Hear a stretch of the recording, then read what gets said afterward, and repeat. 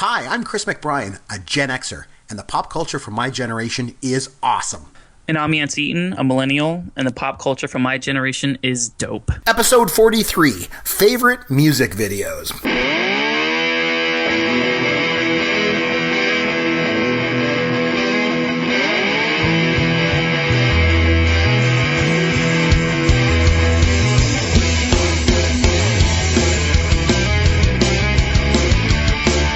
Hey, Chris McBrien here, along with Yancy, and as always, Yancy, we're back. I'm so excited. It's been 2 weeks since we did a show. I know your work schedule has been pretty crazy lately, but are you glad to be back, young man?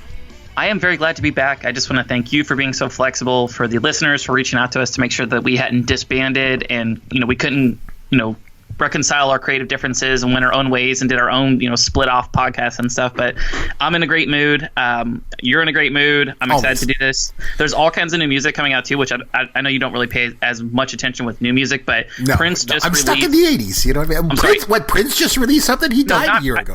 I shouldn't say Prince. Okay, Prince's estate, Warner Brothers, released the Purple Rain remastered edition. Supposedly it was the last project that Prince was working on before he passed away, and it has all kinds of B-sides. It has 8 or 9 songs that he had recorded that didn't make the album, so they were recorded in the mid 80s, so it's not like some of the newer stuff that he did. All kinds of remasters and B-sides and rarities and stuff. I'm really excited about that. There's just all kinds of new music with Fleet Foxes and Vince Staples and Alt J. All my favorite bands are putting out music for the summer, and I'm so busy that I can't really listen to it, but just knowing that all that stuff's there waiting for me when it does slow down a little bit, it's awesome. I got a degree closer to Kevin Bacon. Do tell. What the hell are you going to talk about? Okay, so remember on a previous show, we were talking about that old game, 6 Degrees of Kevin Bacon, and where you connect people to Kevin Bacon, right? And I had said I was 4 degrees from Kevin Bacon, but I actually got thinking about it, and I'm actually 3 degrees from Kevin Bacon. On my old TV show, I used to do a TV show up here in Midwestern Ontario, and it was called Insult to Injury. And on that show, I had Liam Card. Liam Card he's a Canadian actor, right? He's a good buddy of mine.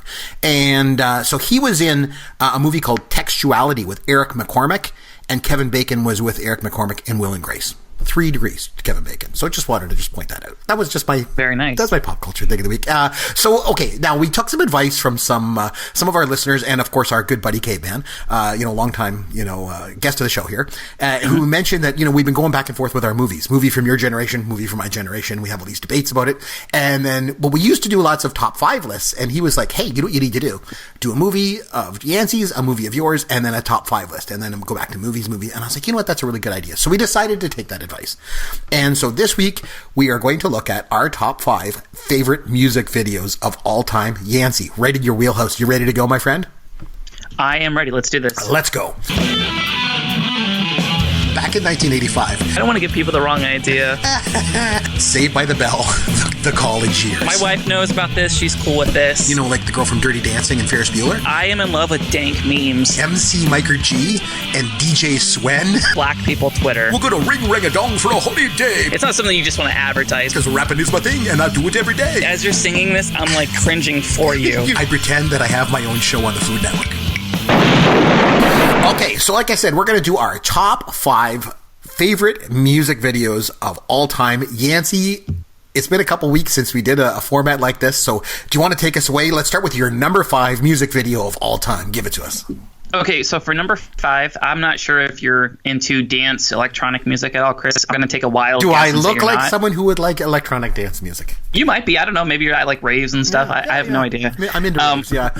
I'll bring the nitrous oxide and we'll have a rave. Hi-oh. Wow, that got lit really quick. Ooh. Okay, so my number 5 is by the group Daft Punk, which I'm sure you've heard of them. At least heard of them, right, Chris? I know them very well, actually, yes. Okay. Fantastic. I wonder what song that you're going to like, because I wonder what video. I'm curious. I have an idea. They have several videos that a lot of people like. The funk is really good. There's a bunch of them that are actually fantastic. I was thinking that would be the one.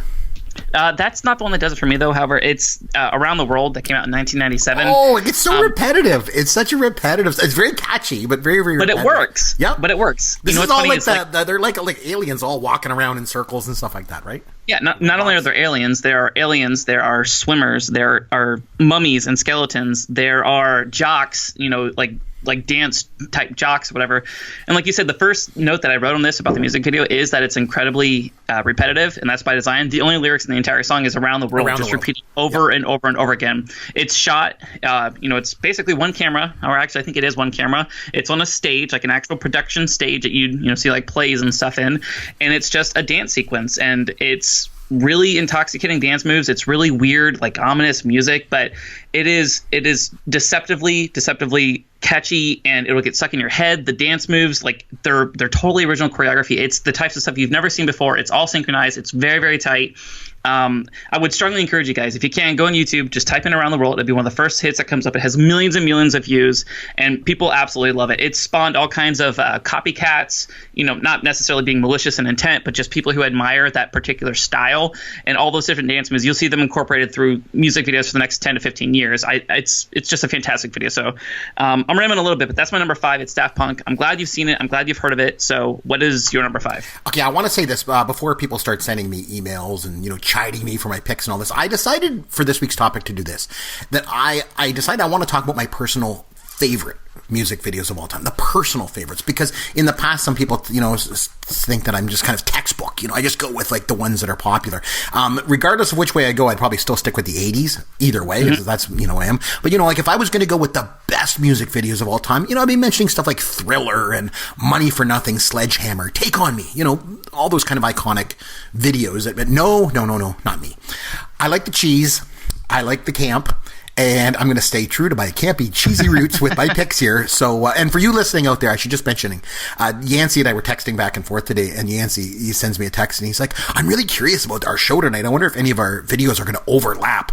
I hate to break it to you, dude, but I highly, highly doubt it. So that being said. Not tonight. No. Okay, let's start with my number 5. Michael Jackson. Okay, he was an absolute icon, not only for his songs, but probably even more so for his music videos, right? And at a time when music videos were like the biggest thing going, Michael Jackson was the true king of pop. Like his videos were as iconic as you can get. So of course I'm going to put one on my list, right? Wrong. Nope. Instead, what's better than a Michael Jackson video? How about a spoof of a Michael Jackson video? And there's none better than Fat by Weird Al Yankovic. I'm telling you, he was playing off Michael Jackson's Bad, and this is awesome. So Michael Jackson's video for Bad was like really iconic, right? But the thing is, it was also really ripe for satire because it made him out to be like this tough guy, which he totally wasn't, right? And he's in this gang, and they're having this showdown in like this parking garage, and they're singing about how bad he is and all this. But in Weird Al's version, and you probably see it, he's like this morbidly obese guy who is, I don't know, apparently he's like lost a lot of weight, and then his whole gang starts taunting him with like food. They're like, hey man, you being skinny. And then he turns fat and starts dancing, and he's grabbing his crotch and everything. And one of my favorite parts is when when Michael Jackson used to always say Shimon, Shimon, in his songs. And Weird Al says ham on. I like Weird Al was so funny. He made like such a niche for himself with these videos. Like, remember, he also made fun of Michael Jackson with his other music video, Eat It. But just eat it. But I mean, he had such tumult, such luminous hits, such as like a Surgeon and Amish Paradise. But one of my favorite things about Weird Al, just as an aside, was in the movie The Naked Gun. Have you seen The Naked Gun? I have not seen The Naked Gun. I know that's going to shock you really badly. I'll make you watch it sometime as part of the show. So in this movie, there's this guy, Frank Drebin, and he's played by Leslie Nielsen, and he's getting off of an airplane, and he walks out and he looks down on the tarmac, and there's all these huge group of fans, and they're all screaming and cheering, and they're waving signs, and Frank, he's a cop, right? He's like, wow, I've really got a lot of fans here. And then his boss Ed is like, actually, they're not here for you, Frank. Weird Al Yankovic is on the plane. And then Weird Al comes out and he's waving at everybody. I just don't know. It always makes me laugh. Anyway, so Weird Al Yankovic, number 5, Fat, number 4, Yancy, go. I was really not expecting that. Holy cow. I told you there'd be no overlap. Okay. For the record, I do like Weird Al Yankovic a lot. I'm not a hater. And he actually just got his star in the Hollywood Walk of Fame. I don't know if you knew that. Yes, he's getting it this year. Yep, very cool. Yeah, very cool. I just wanted to touch really quickly on the difference between music videos from your generation versus mine. Obviously, music videos came out. What year would you say was like the first music video? Like early 80s? Yeah, I guess I would say early 80s. I'm thinking of, a couple, obviously, but, piece of trivia before we get into the trivia. Do you know what the very first video that was ever played on MTV was? It was Dire Straits. No, it was not. I know this. Don't say it. Do not say it. Give me a second. The Bengals. Close. The Buggles. It was Video Killed the Radio Star. Oh my God. I'm so upset with myself. Anyway, what do you got for number 4? Go ahead. I'm sorry. Oh, sorry. You were saying about the difference between our generations, the music videos. Go ahead. Right. So I think most of the most iconic ones, just because they've been around forever and they kind of they developed the whole genre of music videos, are going to be a lot of the ones from the mid to late 80s. And with good reason. They're the most popular music videos of all time. They kind of they thrust into it. I think today with music videos, every single band has music videos. It's a way to gain exposure. It's kind of a prerequisite to kind of make it, quote unquote, as a star. I just think our consumption is so much different, and because people have so many choices as far as how they consume it and where it is, if it's on YouTube or Vimeo or whatever. I mean, music, MTV doesn't even play music videos anymore. So people are always digesting this stuff on mobile. And I'll be completely honest with you, I'm not normally the type of person who says oh, everything was better back in the day. You know this. I don't like to romanticize the past at all, just because I'm only 28 years old. But the music videos back in your day were incredibly inventive. They were super creative. 95% of the ones that you see put out in the last 10 years are basically just really cheap product placement ads. That's all they are. It's a song slapped onto a bunch of product labels where we're trying to stick in as much products as we possibly can, and it really cheapens it. It takes out all the artistic qualities to music videos whatsoever. I don't really know where I'm going at this point. I just wanted to kind of point that out as I was looking through lists of music videos and rehashing things that I've seen before. I was just man, they had some really novel ideas whenever the music videos first came out. People were trying to make art, and nowadays it's really just kind of copying each other, and like I said, just really cheap product placement. I don't know if you've ever noticed anything like that, but No, like I said, I don't really watch a lot of music videos ever since 1990. Kind of almost stopped, but anyway, that's the way I am. Number 4, what do you got? Number 4, I am actually going to give a nod to Michael Jackson himself. I don't know how I could do a podcast about music videos without talking about Thriller. I know this is the chalk, this is the easy pick that everybody's expecting.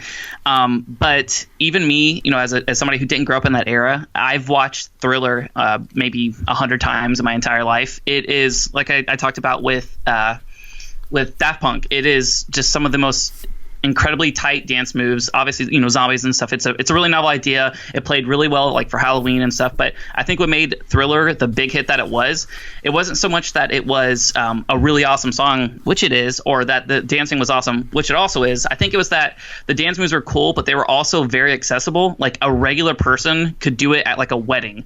My crazy drunk aunt could do the Thriller at a wedding. You know what I mean? And it became this phenomenon where everybody was kind of doing the Thriller. You know what I mean? There's tons of copycats, just like with the last music video that I mentioned. And I think it's just going to be one of those things where it sticks around forever.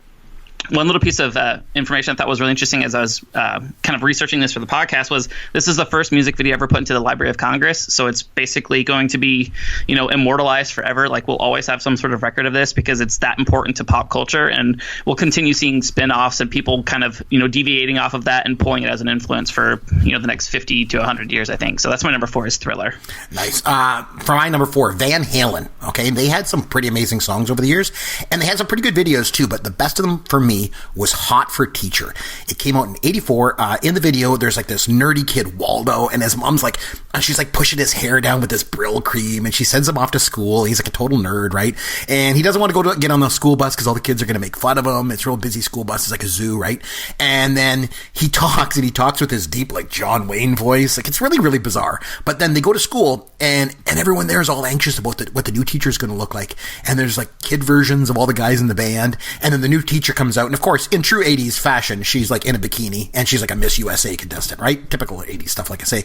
The song's great, though. The video is crazy, but it's really, really great. And I love it when Eddie Van Halen, he's walking through the school playing the guitar, because listening to Eddie Van Halen play the guitar, for me, is one thing, but when you actually get to see him play the guitar, that to me is when you appreciate his talent, because I don't think I've ever seen anyone make something look so completely effortless in my entire life, other than him. Man, could that guy play guitar. I remember when he first developed his two-hand tapping technique. He used to play that part of Eruption. He would turn his back to the audience so they couldn't see what he was doing, how he was getting those sounds out of the guitar. Guy's phenomenal. Amazing guitar player. I think it was an amazing song, an amazing video. It's got it all. That's my 4. What do you got for 3? Good pick. Thank you. I like Van Halen a lot. I do. I don't care which person is singing. I like all of it. So I don't know if that's a contentious issue with you if you prefer one over the other. But okay. David Lee Roth, is the greatest. But Sammy was pretty good for a while.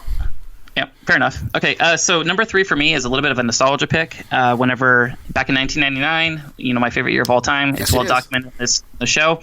An album came out, and it was called Enema of the State, and it was by Blink-182. Mm-hmm. This was my favorite band for probably 10 years of my life, where I had listened to them religiously over and over and over again. I mean, this is back whenever you could still wear out a CD. People would buy CDs, and I would play it so much to where it just wouldn't read anymore. There was one song on it that it's still kind of makes me laugh, but the name of the song is What's My Age Again? Mm-hmm. And it's basically about talking about how this guy is just really immature. All these people are really mature, and they're constantly asking what's my age again? Because nobody likes you when you're 23. He's 23, but he acts like a child, and he doesn't understand that it's because everybody hates him basically because they're super immature and they do dumb shit and whatever, right? So the music video, long story short, they're basically streaking down downtown California, and there's all kinds of iconic scenes in it, which I'm not going to get too in depth to. But think of 3 guys, fully tatted up, spiky hair, facial tattoo, or face tats and facial piercings and everything, running down downtown California. And the most iconic scene of this is there is a little girl, and she has a magnifying glass, and she's sitting on the sidewalk, and she's looking at bugs or whatever, and she sees these 3 naked men, and of course it has their genitalia blurred out. Oh my! But it sees these 3 men running up towards her, and she very slowly holds the magnifying glass up and puts it up to her eye, and you see the camera kind of blurring out as they're panning towards her, and they basically run right next to her, just showing that she gets a close up with a magnifying glass of these guys' crotches. This isn't high art. This isn't something that college professors are going to be preaching about for 50, 30, however many years in the future. But it was a band that kind of encapsulated my entire childhood, where I listened to them from the time I started to really appreciate music up until, I went to college, and I still listen to them now. And this is just kind of their most trademark classic music video of all time. I know a lot of people who are millennials like myself. They've seen this. They know the band. They're familiar with it. And I hope it lives on forever, because it's just a really dorky, stupid song and a really fun music video. So that's my number 3. My favorite part of your describing that video is when you said their genitalia was blurred out. Oh, my. I'm trying to watch my language, because I want to save you edit time. Yeah, whatever. Okay, so my number 3. If you go back to the mid-'80s, you got to realize the time, in which it was. Rap hadn't broken into the mainstream. It had been growing for years since it got started back in the 70s, but it didn't really tap into a wider audience until 1986, when Run DMC and Aerosmith teamed up for their rap rock version of Aerosmith's biggest hit, Walk This Way. So Aerosmith was great at what they did, and Run DMC were great at what they did. But I felt when you mash them together, it literally pushed rap into the mainstream overnight. And they basically took this great song and they made it even better. And I think in the process of doing that, it allowed fans of heavy rock music to realize just how good rap music was as a genre. And there was other mashups to follow, I'm trying to think, what was it? Bring the Noise by Anthrax and Public Enemy. That was good. Oh man, Public Enemy, how good were they, eh? Oh man, they were amazing. But the video for Walk This Way stands out because I think of what it meant for fans of both genres of the music, and then how it brought rap into the spotlight. And I think it basically, it's sort of represented in the video. Okay, so in the video, if you've never seen it, Aerosmith is on one side of a wall. Of course I've seen it. Okay, and then Run DMC is on the other. Yes. And then when Steven Tyler grabs his mic stand and breaks down the wall, it literally was exactly what this song and this video did, right? It broke down walls. So for that reason, number 3 for me. Number 2. I love that because not only did it, at that point in time, Aerosmith was still a big band, but they had kind of rescinded into the background, and this was kind of a career resurgence for them, was doing this collaboration. Whereas with Run DMC, this was kind of Aerosmith pulling them to a mainstream, or a more mainstream white audience. So it kind of worked for both of them at the same time. It gave hip hop more of a platform, and it kind of revitalized the career of Aerosmith. So it did both at the same time. And this is one of the first instances we had where you saw a predominantly black artist, or black artist whose entire audience was black, meshing with an audience that was almost entirely white people. You know what I mean? So that was one of the first forays that we saw of that, and it became super, super in vogue after that. You would see that going on repeatedly. But I love that music video, by the way, though. It's symbolic, and it's also literal, smashing the walls, smashing the barriers between different genres of music. It was honestly a pretty novel idea. Love it. All right, what number are we on? Number 2. Number 2. Okay, number 2 for me, I have mentioned this song. We did a podcast, I'm not sure how long ago. I'm sure you could tell me the number, Chris, but we did our rap songs, our favorite rap songs. Oh, yeah. And this one this one made it as an honorable mention. So maybe this isn't in the spirit of what you were talking about whenever we said we would do our favorite music videos. For me, I've seen music videos that were absolutely incredible, but if I didn't like the song enough, it wasn't enough to kind of put it on the list for me, and vice versa. If I really liked the song but the music video was just okay, I didn't include that in the list either, just because you need to make it really something special. ODB, Old Dirty Bastard, he was one of the original founders of Wu-Tang Clan, and their first album Chambers came out in 1993. They're a bunch of New York rappers. It's a whole consortium of rappers and one of the most iconic hip-hop groups of all time. ODB did some single stuff, some side stuff by himself whenever he broke off from Wu-Tang Clan, and was still loosely affiliated with them until he died. But the song is called Got Your Money, and it's a dance song. It's hip hop. He does like some really crazy screaming stuff with like his vocals, and what I really like about this music video is the blatant disregard for any type of professional editing or high quality video or sort of like cohesive theme to the video. I'm going to read really quickly. It's just a short paragraph. Pitchfork's basically like their description of what this music video is.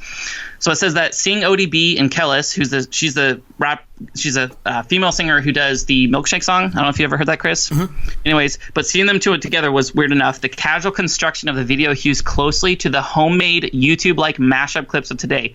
There is no effort to make these cuts seamless or let technological feats overshadow the stars themselves.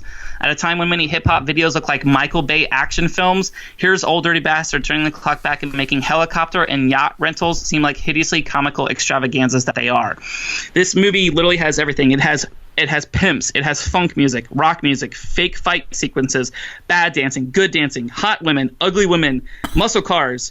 I mean, there's no real good quality for it. There's no HD version of it because it was so long ago. You just have these really granular YouTube videos, but I strongly compel you guys to go on YouTube and just type in Got Your Money by ODB and watch it. It's absolutely intoxicating. It makes no sense, but you will want to watch it over and over and over again. So that's my number 2.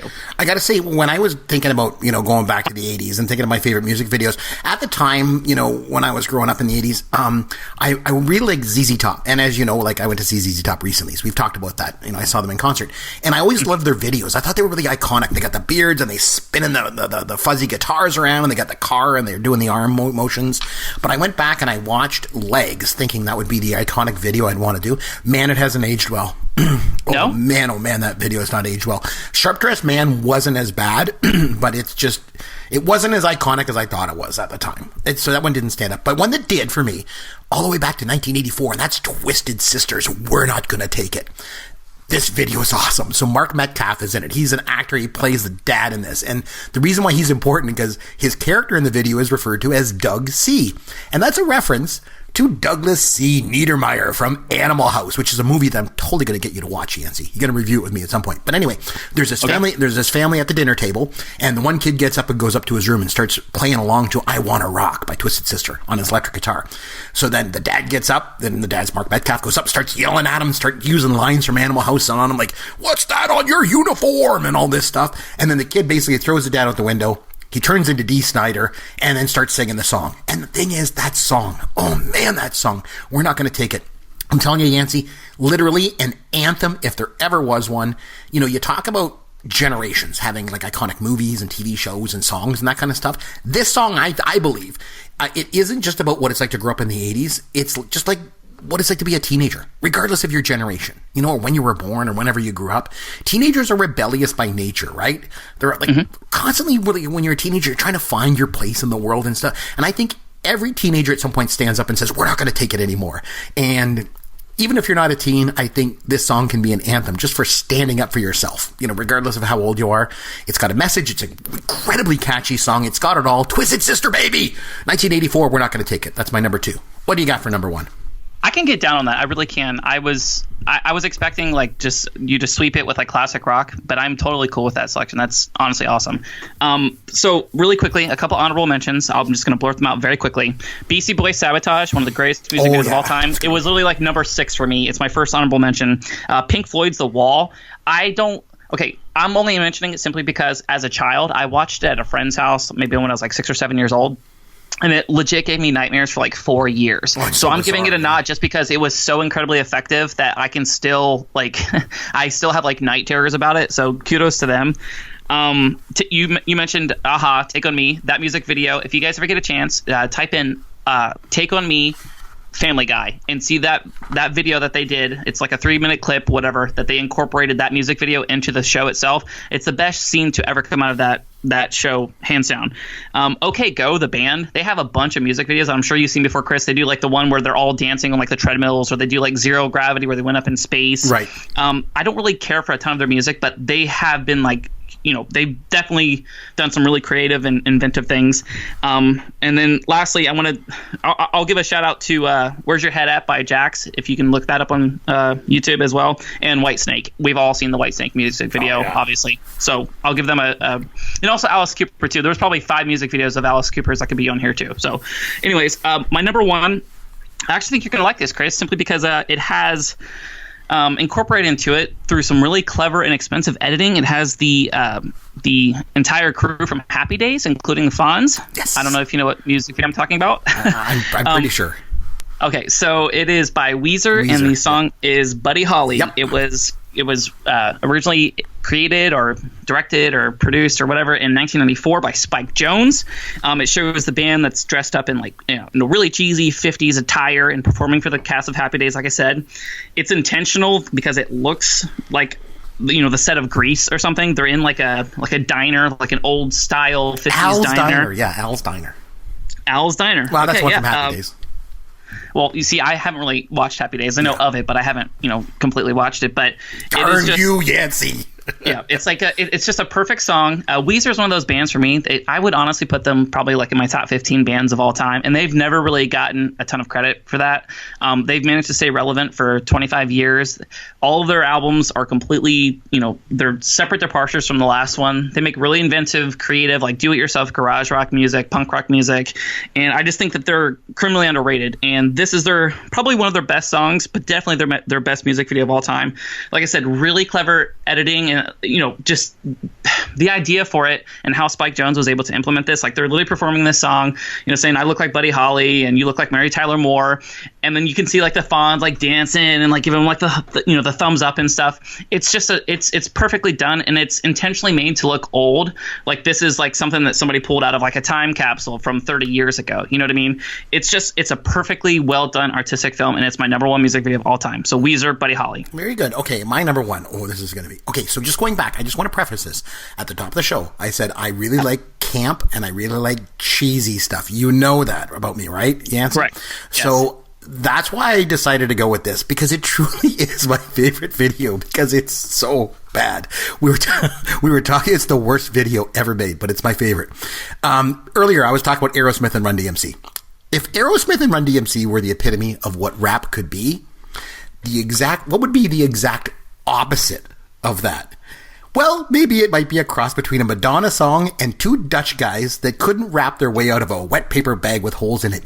Yes. Not again. Ladies and gentlemen, it's none other than MC Miker G and DJ Swen doing their rousing rendition of Holiday Rap. I'm not going to go into too much detail. I've mentioned it before on the show. I've given these guys lots of love, way too much love than too they much deserve. love. I'm they telling get you. So much play on this show, Chris. Holy cow. I said, suffice it to say, I love the camp and the cheese, and I also love the 80s, and all 3 of those things are rolled into one with Holiday Rap. I mean, it was like, we're gonna ring rag-a-dong for a holy day, put your arms in the air, let me hear you say. It is the greatest thing. I'm telling you, if you haven't seen it, Yancy, I think you did, but anyone out there, if you haven't seen it, go on YouTube, type in Holiday Rap into the search bar, and be prepared for what's likely to be either the best or the worst experience of your life.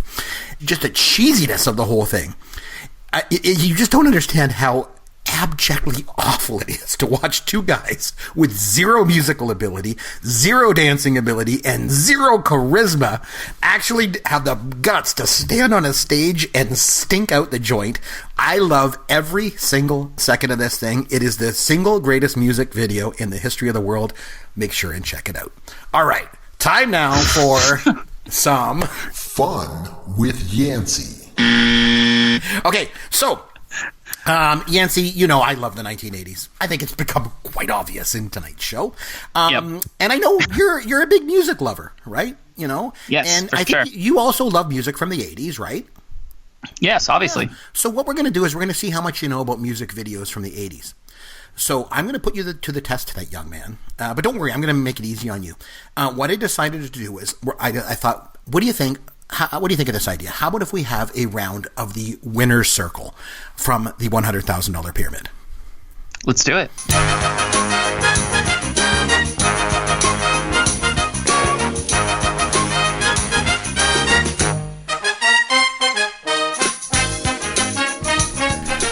Okay, so here we go. I'm going to list famous music videos from the 80s. Okay, I'm going to give you lists, and your job is to name the artist, okay? So you got it. Okay, good. I'm going to give you lists of music videos. You just name the corresponding artist, okay, of the songs in those music videos. You got it? Yep, let's do it. Okay, ready? Go. Rough Boy. Got Me Under Pressure. Double Back Again. Sleeping Bag. Gimme All Your Lovin'. Oh, it was ZZ Top. Yes. All right. There you go. I didn't know the other ones. I'm on Fire. My Hometown. Cadillac Ranch. Streets of Philadelphia. Dancing in the Dark. Glory Days. Glory Days. Born in the USA. Oh, Springsteen. Yes. She-Bop. Time After Time. True Colors. The Goonies Are Good Enough for Me. Wait, you said, what was the first one? Is that Bonnie Tyler? She-Bop. Girls Just Want to Have Fun. Girls just want to have fun. Oh, jeez, pass. Drop Dead Legs. Beautiful Girls. When It's Love. Why Can't This Be Love? Jump. Oh, that's Van Halen. Yes. You're in My Heart. Tonight's the Night. Downtown Train. Forever Young. Maggie May. Gasoline Alley. Is this Phil Collins? Oh, Some Guys Have All the Luck. Do You Think I'm Sexy? Some guys have all the luck. Pass. Oh, Rod Stewart. Oh, there we go. You got it. Okay. Never a fan, by the way. Never a fan. Doesn't matter. Save a Prayer. A View to a Kill. The Wild Boys. New Moon on Monday. Girls on Film. Rio. Oh. Hungry Like the Wolf. Duran Duran. Yes. Okay, back. She-Bop. Girls Just Want to Have Fun. The Goonies Are Good Enough for Me. True Colors. It's not Bonnie Tyler. What is her name? Girls Just Want to Have Fun. Cindy Lauper. Cindy Lauper. Yeah, Cindy Lauper, right? You missed Yes, it. thank you. Oh, it was Cindy Lauper. Oh, not Bonnie Tyler. She's Total Eclipse of the Heart. Never mind. Yes, she is Total Eclipse of the Heart. Okay, so yeah, we almost made it. We had to go back. We didn't quite get that one in. Anyway, good job though overall. Well, yeah, it's a lot of pressure when that clock's ticking, man. It's not easy to do, right? So. By the way, very very clever of you to put their iconic songs at the back end. Well, that was a boss move for sure. I wanted to build it up, and I wanted to give the listener something to listen to. So I'm going to make it interesting. Okay, so like I said, next week we're going to be back. I've been able to convince Yancy to watch the 1984 rockumentary Gen X classic. This is Spinal Tap. Hello, Cleveland! Hello, Cleveland! We're going to be back next week. We're going to talk all about that movie. Until then, this is Chris McBrien for Yancy Eaton saying thanks for listening to Pop Goes Your World, the pop culture podcast for the generations. Thank you for listening to the Pop Goes Your World podcast. Continue the conversation on Twitter at @CMcBrien or @Yancy Eaton. Please consider leaving a review for the podcast on iTunes or wherever you download and listen to the show.